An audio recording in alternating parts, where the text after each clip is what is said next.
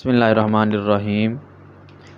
ایک بھائی نے سوال کیا کہ یہ جو آج کل ٹڈی آئی ہوئی ہے فصلوں کو کھا رہی ہے، چٹ کر رہی ہے، کیا اس کا اسلام کے اندر کیا حکم ہے؟ اس کو کھانا جائز ہے، حلال ہے، حرام ہے؟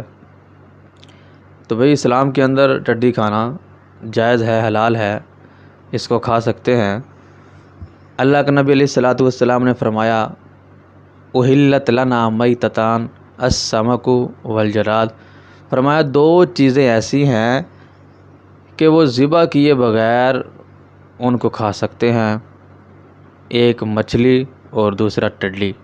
حدیث پاک کے اندر یہ صراحتاً ذکر آ گیا، تو لہٰذا یہ ٹڈی کھانا اسلام کے اندر جائز ہے۔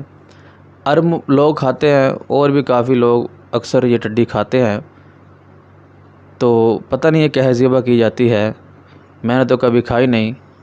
جو کھاتے ہیں ان کو پتہ ہوگا کہ کیسے ذبح کی جاتی ہے، کیسے اس کی سیری پایا بنائے جاتے ہیں، کیسے اس کو صاف کیا جاتا ہے، چھوٹی سی ہوتی ہے۔ تو بہرحال حدیث پاک کے اندر صراحتاً ذکر آ گیا کہ ٹڈی کو کھا سکتے ہیں، اسلام کے اندر اس کو کھانا حلال ہے۔ اللہ پاک ہمیں عمل کی توفیق عطا فرمائے۔